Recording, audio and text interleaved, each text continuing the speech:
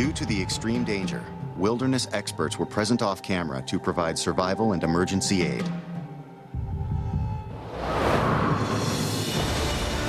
Alaska, beautiful, wild, dangerous. 2 months into this epic test of survival, the 4 groups are still learning how to live in this remote and hostile wilderness. Now, the cold, brutal winter settling in. With 1 month to go, daylight's fading in the afternoon, and for some, the walls are starting to close in. Grab my 22.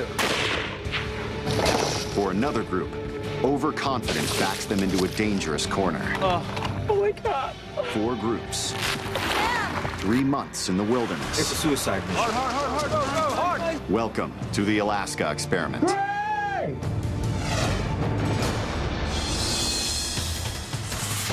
Deep in the freezing Chitna Valley, high up on Hawkins Glacier, wolves are lurking around Greg and Bernice Pearson's cramped cabin. Sure enough, he went 30 yards in front of our cabin. It's got the couple so frightened, they're spending a lot more time indoors, despite Paul Claus's early warnings about cabin fever. There is a true thing called cabin fever. It is real. The more you can get out and do stuff, the more sane you're going to stay, the more fun you're going to have. And now, stuck inside 200 square feet of musty cabin, the walls are closing in. My boots are cold and kind of frail. I'm gonna cook them and wait for some mail. I don't know if I'm meant to be a bushman. I kind of like to watch TV all I can. My boots are cooking now. It'd be more toasty for my toes to go inside. Ah! Now that's how you put on your boots in the morning. I don't know if I'm up for this.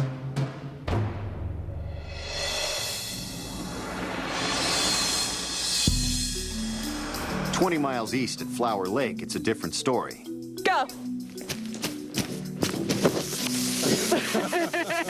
Tim Wagner and his friends Alan O'Haro and Jasmine Kung have the food, water, and firewood to see them through winter. Break a leg!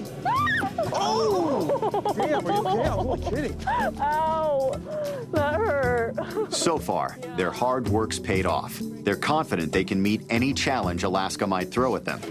Oh, you okay? Yeah. They're so confident that despite the terrain and volatile weather, they're planning a hike to visit Greg and Bernice on the glacier. 30 to 40 miles is a straight route. That doesn't include navigating around rivers and forest lines and clearings. The map they use to guide them to Flower Lake also shows the location of Greg and Bernice's cabin. They'll use it to try to find their way. The weather could take a dramatic turn in a week. Weather's becoming an issue. It's going to be something we're going to have to contend with if we're going to, you talk about it. It's probably going to be 8 days round trip. That'd be epic. Hawkins is the ultimate adventure. Never done anything like it before. No one's ever done anything like it before. Stocked with enough food to last them 8 days, the group's ready. Their packs weigh close to 100 pounds. It's almost 60% of my body weight. They'll have to carry them 40 miles, through snow and ice, across freezing rivers, around mountains, and up several thousand feet of glacier. Alaska is definitely the land of extremes, and I have what you call the Alaska factor. Everything is bigger, larger, harder, longer, tougher than you think it's going to be. Actually, doesn't feel that heavy. Let's do it. You cannot go out half-cocked. You cannot go out unprepared. The reality is that you won't make it. Oh, well, most importantly, we just need to have fun. Hawkins.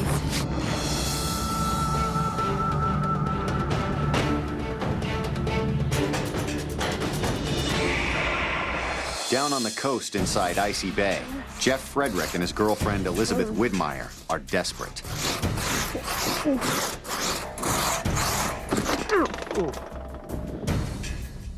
You okay? We've been scraping by. We're very hungry most of the time. The few salmon that we caught and were able to put up, we ate very slowly over the period of a couple of weeks. They fished with their bare hands, built crab traps and stalked moose, but haven't caught anything other than a few fish and clams. Because our survival depends on some sort of meat from the ocean, our plan at this point is to get to the ocean, and we know that that's at least a 4-hour walk, if not more. No snow at all. So our plan is to load up our backpacks with overnight gear. Medical kit. And we're going to strike out and try to make it to the Gulf of Alaska and do a little clamming as we make our way to the coast, packing our fishing rods and spools and seeing if we can't catch a couple of fish. Thanks. Yep. We have essentially no protein in our diets right now. If we can't harvest clams from the ocean or maybe catch some fish, it's going to be thin times for the rest of the winter. Of all the groups, their situation's the most dire. Their medical tests show the impact it's had on their bodies. Lean to begin with, Jeff and Elizabeth have both lost 15 pounds. Gulf of Alaska, here we come. That's right. Got the wind behind us. Yeah. That's nice. Hopefully it stays like that. Now they're setting off along the bear-infested shoreline to see if they can't find food somewhere else. Oh, look at all this ice. I think we might get a little snow on this walk. But nowhere in Alaska is the weather more volatile and unpredictable than here at Icy Bay. Feels like winter all of a sudden. It was a very quick transition. This is the wettest part of the state, where storms barrel in with little or no warning. I was hoping it wasn't going to be snowing when we were walking, but one of the benefits of the snow is that we'll be able to track bears in the snow, see if we see any activity as we're hiking along. There could still be bears out. We had a pretty warm winter up until the last week, so they're not hibernating. They're looking to probably get their last little bit of food before they curl up. You know, we don't want to ever really be stopping and resting because it's a major concern.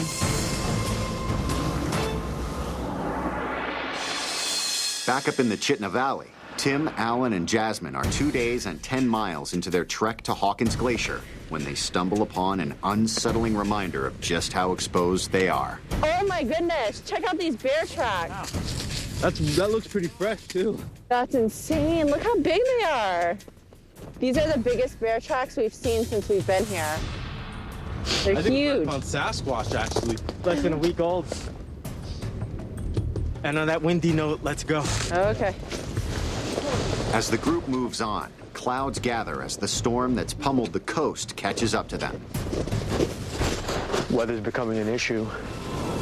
In less than an hour, the temperatures dropped more than 20 degrees, and heavy snow starts falling just as they reach the river. The importance of being dry is just, psychologically, you're going through this kind of ordeal, and you want to stay as strong as possible in every way.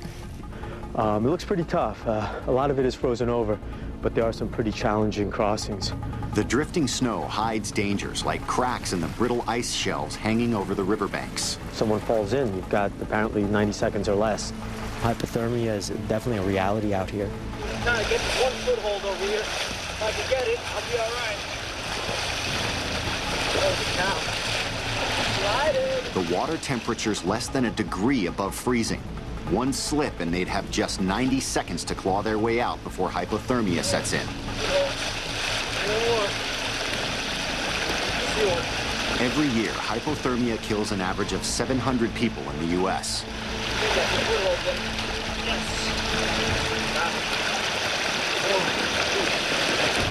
The storm grows more intense. The snowfall's so heavy, they can't see anything.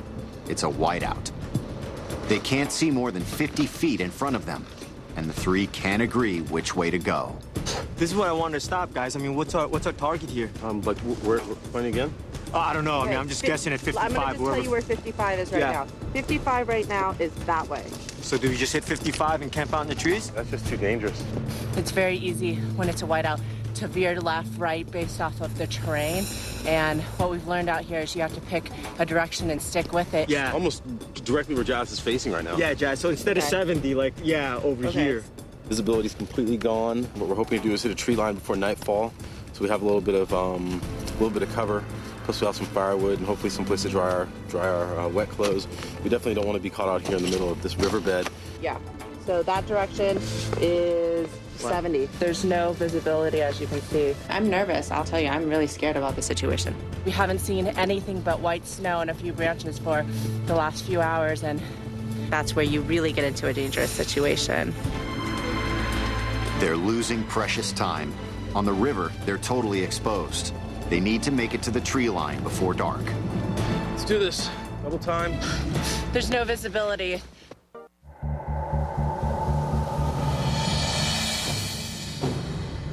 Deep inside Icy Bay, the winter storm rages on, pelting Jeff and Elizabeth with wind, snow, and ice. All the issues associated with traveling in rough weather are made worse by snow. If this stuff freezes up, which it likely will tonight, it's going to get really icy and it's going to make travel on the treacherous. How you doing? I feel wetter than I'd like. It's because of the cold. Yeah. We have to really think about the fact that we've got 6 hours of daylight, and now we've got, 6-8 inches of snow to deal with and potential whiteouts. And if we're going on a big trip like this, we can't think that we can just turn around and walk home at any time. We could really get stranded in the weather.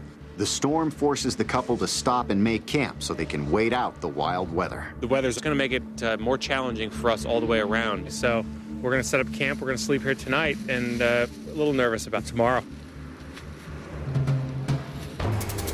90 miles north in the Chitna Valley, the same storm charges into the interior and unleashes a fury on Tim, Alan, and Jasmine. It's about 6 a.m. We've been in the tent for about 12 hours. I don't know if that's sleep hitting us now, but it sounds like something's pelting us. So I think we're going to wait it out until daylight, so at least we can see what exactly is happening. No sense in traveling in this kind of nasty weather, so I think we're just going to wait it out. They naively expected the hike to take them 3 days, but the weather's already put them behind schedule, and the hardest parts are still ahead. Further east, high up on Hawkins Glacier, Greg and Bernice are still in the cabin and starting to come undone.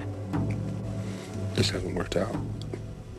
The cold and lurking wolves have kept them holed up inside this cramped 10 by 20 foot cabin, and it's playing tricks with their minds. You know, we're in this small little cabin, and after we're done working, you don't really want to be out at night here.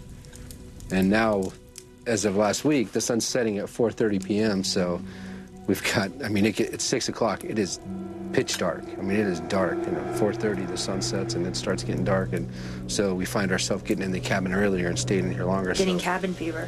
They're starting to hear things, noises they can't explain. Hey, you all right? Huh? I heard something. You did? I was freaking out. What does it sound like? Like somebody was back there. I don't see anything, babe. It was about 15 minutes ago. What did it sound like? It sounded like somebody, like a person was moving some things around there. I didn't want to open the door and look. Yeah, that's probably a good idea. I don't know if it's just being in the wilderness or if it's just, this place that just has a ton of energy and a lot of, lost souls. I really don't know what it is, but I could tell you that I suffer nightmares daily here at this place. Grab my 22. Yeah.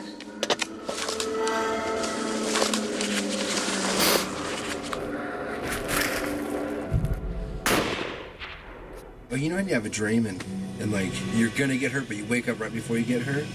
In my dreams, I'm getting hurt. Like a cat was scratching me, and I felt it scratching me, and I threw it off, and then I woke up, and I was I felt like cat claws in me. Just weird stuff, man. And every night, right? Every night. Every night. 90 miles south, the Wise family's sitting down to breakfast. Their early success at the fishing hole and failure hunting moose has meant eating a lot of salmon, and for some, maybe too much. What are we making today, Daddy? It's salmon surprise. It's kind of like that mystery stuff you used to get in lunchroom. Except the mystery stuff that's good. Hey, I'm up here eating wild salmon, and I'm loving it. Oh, the sound that makes is just disgusting. Oh, God. Ugh. Smell? Yes. Smells good to me. Yeah, well, I'm getting sick of salmon. Since we got here, we've had salmon. There has been no other meat with salmon. For breakfast, we usually have oatmeal, unless there's leftover salmon.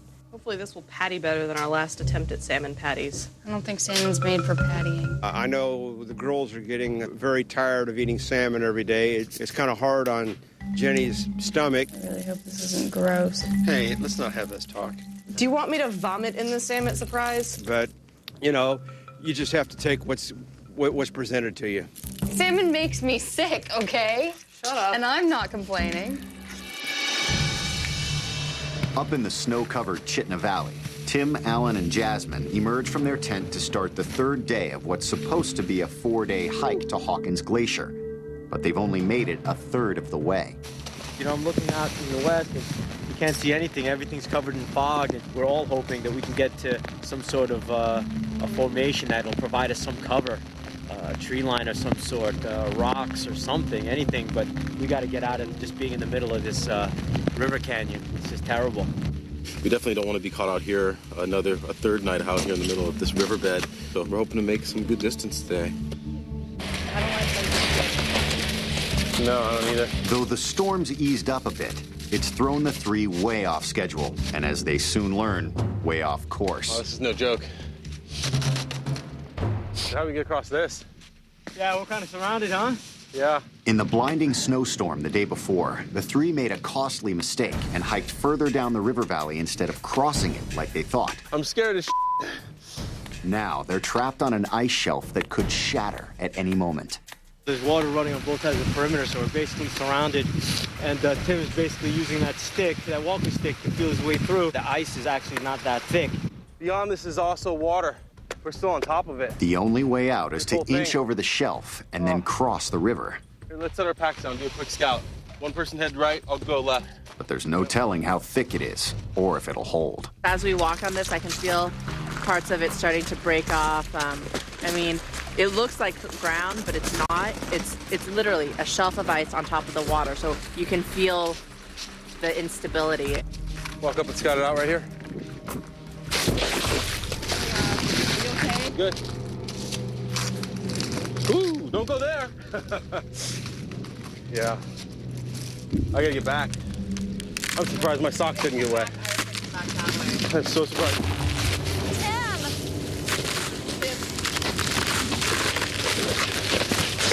Ooh. Oh man. Okay, don't go out there. Yeah, that's an ice. Wow. Give myself a heart attack. Everything out here has been much harder for us, from crossing the river to bushwhacking. But all in all, it's an adventure, so that's what an adventure is about. There's got to be hardship. Our big concern right now is we got to get one person across, and that person's going to have to be able to get up on the ice shelf with their own strength, not float downriver. There's not a lot of spots we can save them either, so it's a lot of concerns. Well, I can go across, and I think I can get onto that shelf. With 3 people and just 2 boats, Jasmine and Alan will cross first, with one of them returning with the boats to get Tim and the packs. I'm gonna try and see if I can get off earlier, but if I can't, I'll end up in that little eddy right there. Jazzy, that's really fast-moving water, and there's a shelf there. What part? This whole thing. Look how fast this water is. You see the shelf underneath it?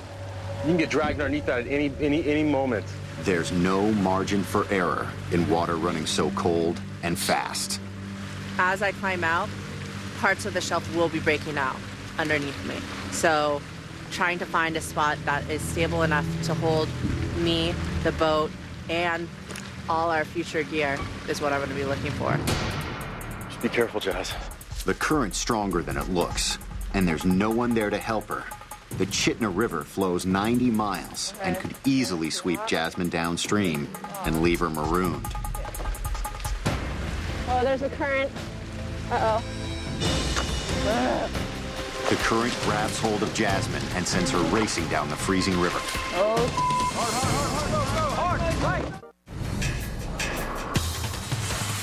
Up in Alaska's remote interior, the Chitna River sweeps Jasmine downstream as she tries to cross. Helpless, Tim and Alan can only watch. Let it go. Yeah, Jazz, you gotta let that go. Let it go. Jazz, there's no reason to risk it. Jazz, seriously, there's no reason to risk it. There's a shelf right behind you that's moving pretty fast. I don't want you to lose the boat. Or I don't slip on the water either. Nice! I'll never doubt you again. I'm so sorry. She clings to the ice shelf and pulls herself to safety. Now it's Alan's turn to navigate the treacherous waters. It gets really fast right there. Yep. Steer it. Wait now. Good throw. Nice save. Safely across, they tie the rafts together.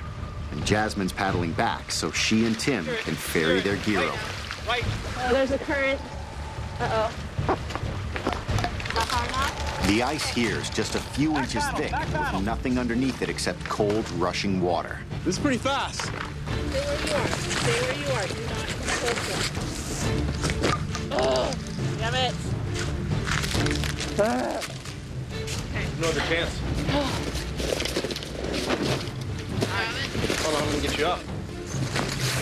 Don't go too close to the edge. You're okay. Just cracked. Stop. Hang on 1 second. No, I'm good. Here, keep moving. Okay, cool, done. I feel awake now. Oh my God, that was Don't scary. get too close to the edge. It's a perfect drop off. Thanks, Tim. Didn't break. Hey, don't make yourself any faster.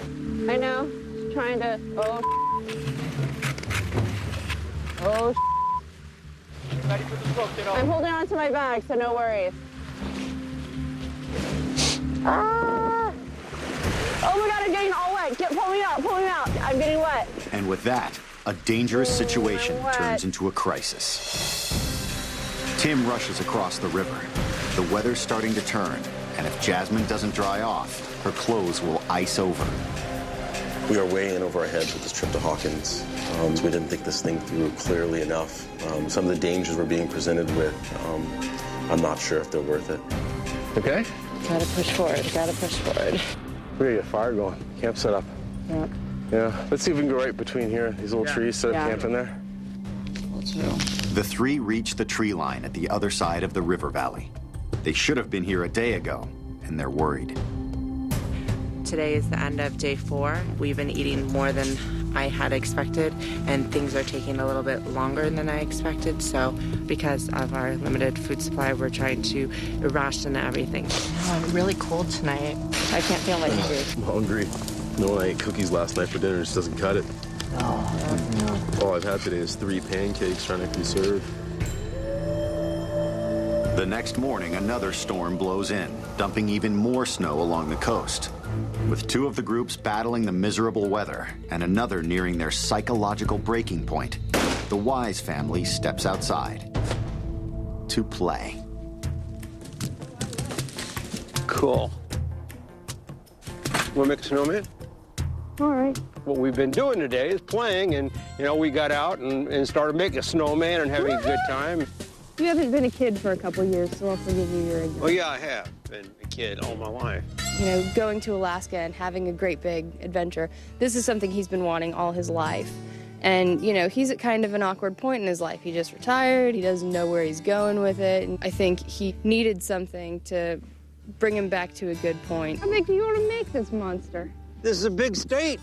It's so great to see this change in him because he seems overall just so much more happy. Okay, let's go down and get some rocks down by the beach. Combing the beach for rocks to finish their snowman, Dennis and Jennifer get a surprise. Oh, okay. Maybe this is his nose. Hello! Out of the blue, we hear people's voices, strangers. It's Jeff and Elizabeth. They left their camp 2 days ago on a desperate search for food. Hello. Hi, Elizabeth. First thing I want to know is where the heck they came from, because we're out in the middle of nowhere. But you're worn out and cold. Long walk. We'll go inside. We invite our men to warm up, and we're going to go in and have a visit with them. What do you think of this weather? Great. We didn't really know if we were going to find the Wises, but after a long day of hiking in the cold snow, it was a nice little treat. Oh, look at this place. look at the snowman. That's fantastic. Hello. Hi! It's absolutely great to meet new people and be able to compare stories, to learn what they've done, and to share what we have with other people. We haven't been able to do that up here. Do you want something hot to drink, like hot tea, hot coffee? Sure, that'd be great. Jenny has come up with a fantastic coffee-making system. Well, we're all eyes. Let's check it out.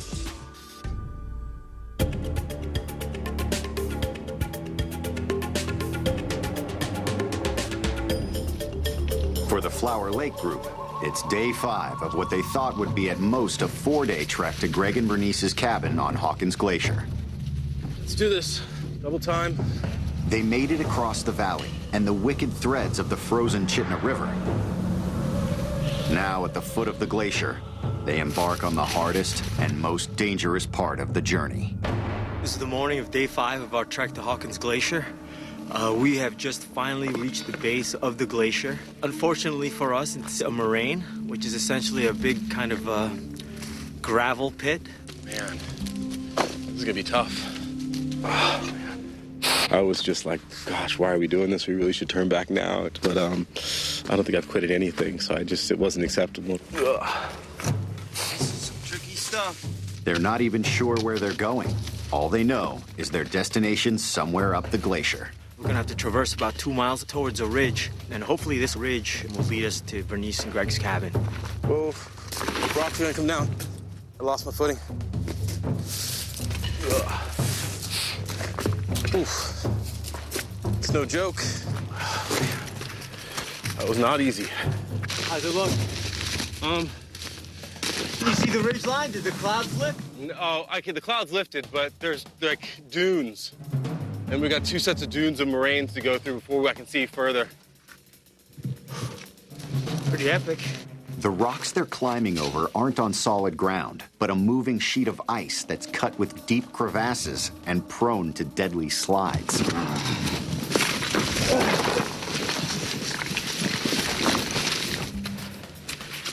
In my 41 and a half years of life, this is by far the toughest terrain I've ever encountered. It is just crushing me. Just when you think that there's a rock that you can step on and push off of, it just gives way, and having these 70-pound packs on our backs doesn't help. Success means battling their way through 5 miles of this merciless terrain. Whoa.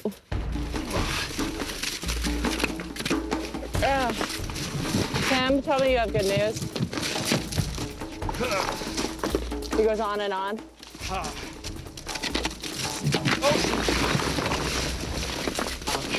Are you okay? Yeah, I'm fine. Are you sure? Yeah. Do you need help up? Holy crap. Treacherous. This thing is treacherous. We try to plan and estimate, but it's so easy when you think something's going to be 40 miles to say, oh, if you do 8 to 10 miles a day, you can get there in 4 to 5 days. Back home, you asked me to do 10, 14 miles in a day. No problem. Out here, that could take days.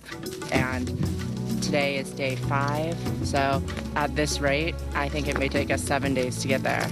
Holy crap. Due to the extreme danger, wilderness experts were present off camera to provide survival and emergency aid. High up on the frigid end of Hawkins Glacier, Greg and Bernice struggle to keep it together. More prison now than shelter, the cabins pushed both to the edge. Okay, well, while Bernice is outside, I just did some video of her carving in the meat, blueberries, but I didn't want to scare her, but I'm in half the cabin right now, and her bedroom is the other half, and I don't know, just had kind of some weird feelings the other night, and woke up and kind of thought I saw an older lady standing at the end of the bed, not harmful in any way, but just kind of standing there looking over us. I don't know, I could have been dreaming, but it really felt like a presence, but I don't want to say anything around her because I don't want to scare her, because she's really scared of ghosts. So, anyways, just wanted to kind of mention something about the spirit or something in here, in this cabin. Nothing harmful, I hope, but just really, really spooky. Anyways, okay, I'll talk to you later. Bye.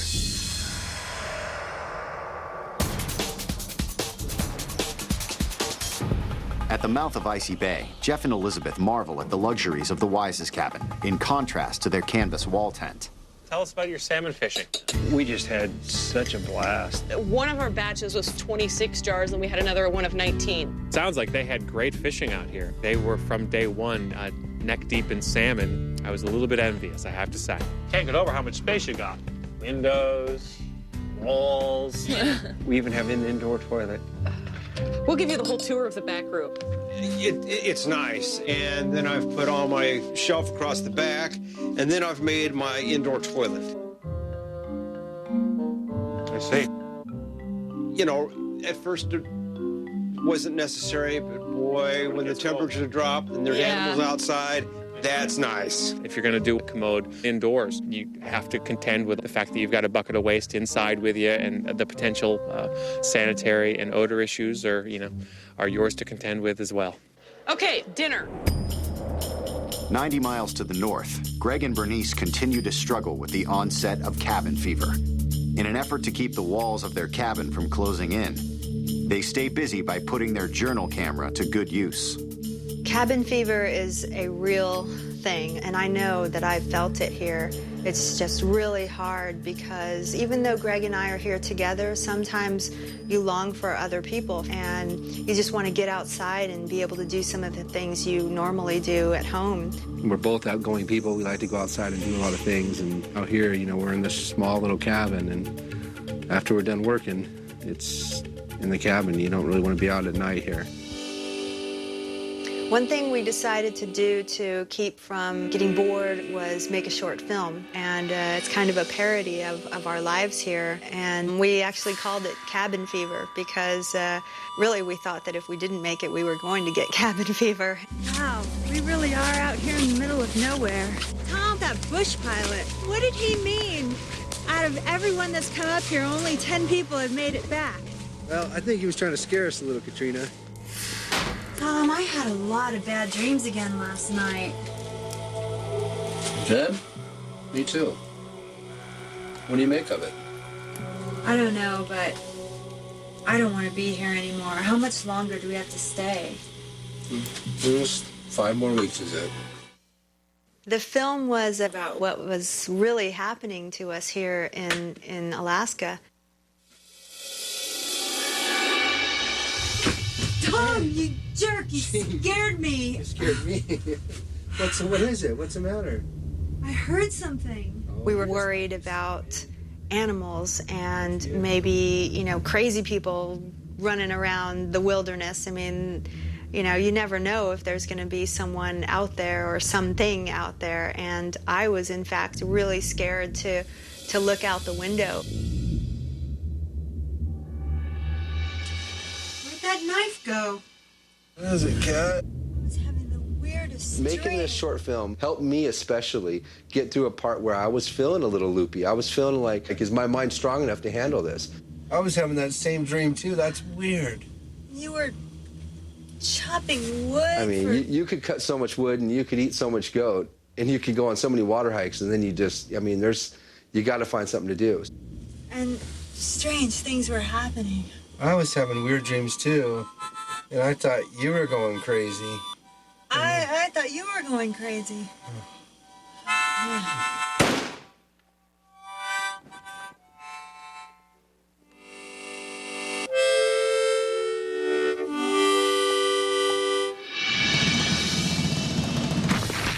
Inching their way up Hawkins Glacier, Tim, Alan, and Jasmine struggle to make it out of the moraine. We can get to that tree line, it would be great because we'd have access to firewood. They pick up the pace, racing against the sun to make the tree line before nightfall. Right now, the closest trees are hours away. They've come too far to turn back. Despite the exhaustion, hunger, and pain, they press on. Whew. Is it over yet? In a couple hours, the sun will set. Even if they're still out on the moraine, they'll have to stop. And out here on the ice, the temperature will nosedive to below 0. I am not sleeping in this tonight. There's no firewood here, and it's going to be a freezing cold night, so right now we're in sort of a predicament. Time's running out for the 3. Yeah, that was tough. It's tougher than I thought.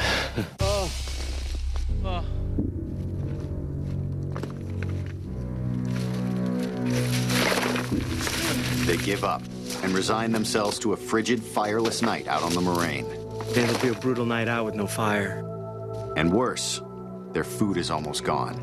We packed food for 12 days, basically. And the days we pushed harder, of course, we ate a little bit more food than we needed. And the days we didn't push as hard, we still ate the same amount of food. So we're running low on food at this point. I think we're in for a long night. Up in the Chitna Valley, it's the 6th day of Tim, Alan, and Jasmine's 40-mile trek to Greg and Bernice's cabin on Hawkins Glacier.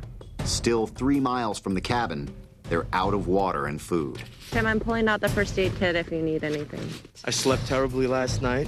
After spending the night exposed on the glacier, a grim realization sinks in. Finding the cabin's now a matter of survival. We're in a precarious situation, food-wise. You know, we're now on our 6th day. We thought we could make it here in 4, 5 on the outside. So that's not particularly good. We haven't had any real water in like 24 hours, so, or longer, maybe 48. The way Jazzy's eating snow over there, I'm not feeling very optimistic about it. It quenches the thirst immediately, but over the long haul, you'll get dehydrated, so not a good thing. Ironically, it's almost impossible to stay hydrated eating snow. Because water expands when it's frozen, you can't pack enough snow into your body to quench your thirst. And worse yet, consuming a frozen substance can lower your core body temperature. Feeling I'm just exhausted, dehydrated. Just trying to stay strong mentally and just keep pushing forward. Oh, it's hard, it's difficult to explain. It's nothing like I've ever experienced before. Just walking. It takes so much strength to pick yourself back up after you fall. None of them know exactly where Greg and Bernice's cabin is. They could easily walk right by it and become lost in this frozen wilderness. How you feeling, Jazzy? I'm just dehydrated. Me too. I'm bonking, man.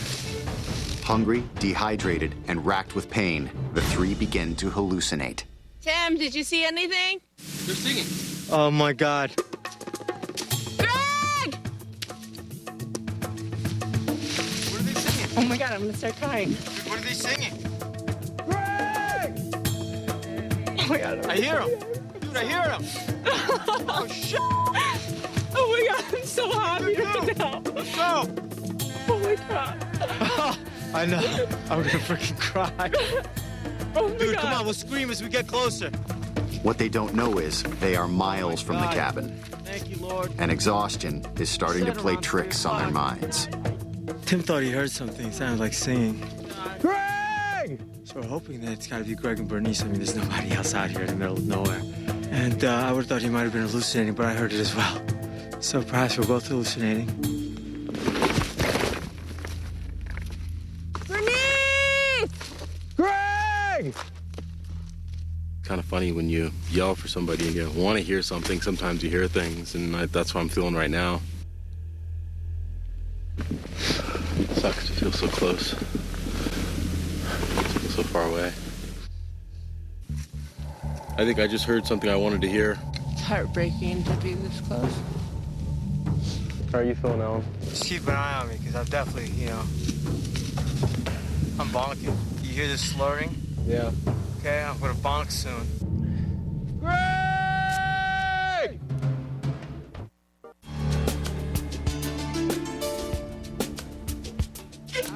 Down at Icy Bay, Jeff and Elizabeth spent the night with the Wises. Ooh, it looks beautiful outside. Now they join their hosts for a tour.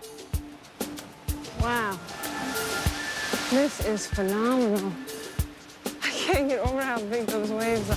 Hey, Jeffrey, pay attention. About every 30th wave is going to come all the way in. Oh, yeah. The beach and the Gulf of Alaska are very impressive, and it felt like we had finally, kind of put the period on the end of a sentence, and definitely worth the work. Everything they see stands in stark contrast to what they never had at their tented camp deeper inside the bay. Wow, look at all this wood. Elizabeth and I were struck by all the firewood laying around, just huge stumps and huge logs everywhere. I just kind of salivate thinking about all the firewood we could have cut up and put into sleds and trucked back to the tent if it were closer. It's incredible how different the view is. Look at that sun Yeah. reflecting on that water as it comes through the clouds. There are times where you see the rays coming down, and you can see the hand of God coming down and touching it. It's absolutely magic down here. This is better than going to church for me. I get so much more out of it just sitting here and watching this. Yeah. I'm very proud to show them my neck of the woods because this is our spot right down here. This is where we come down here to work out things in our minds, and listen to the ocean, to watch the sunset. It's just awesome. Well, thank you. You're welcome. Yeah. Thanks what you came to see. Start tromping back. So far, Yeah. this experience has been a struggle and a lot of suffering and a lot of hunger for what feels like weeks and weeks. So now we've eaten some food, and I have to say that I'm so thankful for, the Wises' great show of hospitality and warmth. and we're really, really thankful that we're going to survive the winter. How's your pack feel? Good. Maybe these clouds will break and give us a gorgeous view of Mount St. Elias as we go home. That would be wonderful.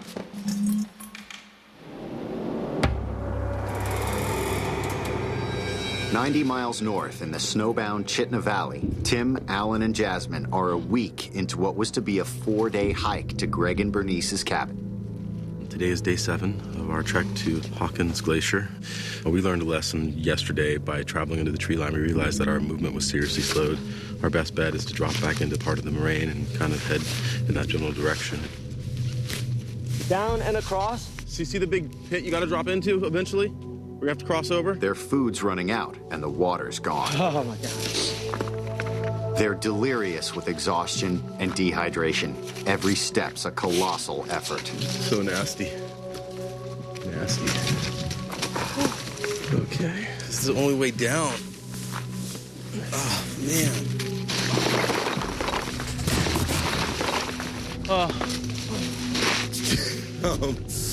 Really sucked.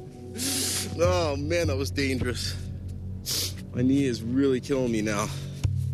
Jazz, what's up? Jazzy? Jazzy? You can easily psych yourself out. I mean, help is so far away. There's nobody around. You're out here on your own. And from when you get to a ridge line and you try to get a view and you say, oh, that looks like it's a pretty good line over there. I think I'll take that path. And once you get there, everything just seems bigger once you get there. The peaks seem higher all of a sudden. The path not so easy. All of a sudden you run up on a cliff face or something that you have no choice but to traverse. They're not sure of the direction. All they know is it's up. Bernice! You know, when you think you're only 2 to 5 miles away from someone, you think you're close. But out here, close is a whole new meaning. I think we're close. I'm gonna just keep telling myself we're close, but we have no idea. Greg! You look up into the mountains and it's gorgeous, but, you know, a cabin is so small, you can't see it. It's a best guess.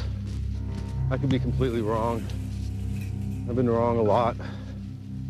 I was wrong about deciding to come on this trip. It's like finding a needle in a haystack. Yeah. I can unequivocally say this is the most difficult thing I've ever done. I challenge anybody to try it. I mean, people die out here trying to do what we're doing. At this point, we're just in a state of delirium and exhaustion. The moraine is much easier to travel going up than it is going down. So imagine the fact that it took 3 days to get up this. I can't imagine how long it's going to take us to get down. I mean, yeah, that's almost suicide in my opinion at this point. This is just more than I ever imagined. It's just, as far as you can see, all you see is dunes and dunes of gravel and snow. I don't know how we even made it this far. Oh my God. Can this still go on? Oh my God. They ran out of water 36 hours ago, which feeds their deepening delirium. Oh my God. I smell fire. Look ahead. Those tracks going up. At last, signs of life. They follow the smell of smoke through a stand of willows to the tiny cabin. Oh, thank the Lord. When I first saw that cabin, I was ready to run for it. It was amazing. That was brutal. The most brutal. My stomach's making so many sounds. I'm sorry. I'm starving. Oh, man. Hello? Hello?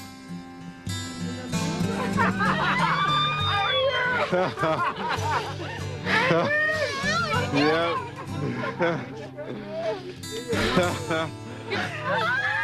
Oh, God. Hey. We're beat. There was not a day that passed in the past 7 days on this trek that we haven't feared for our life. Everything from crossing over a frozen tundra to crossing over rivers to climbing up a moraine. So stupid, dude. We should have never done this. So who knows what other obstacles nature throws at us.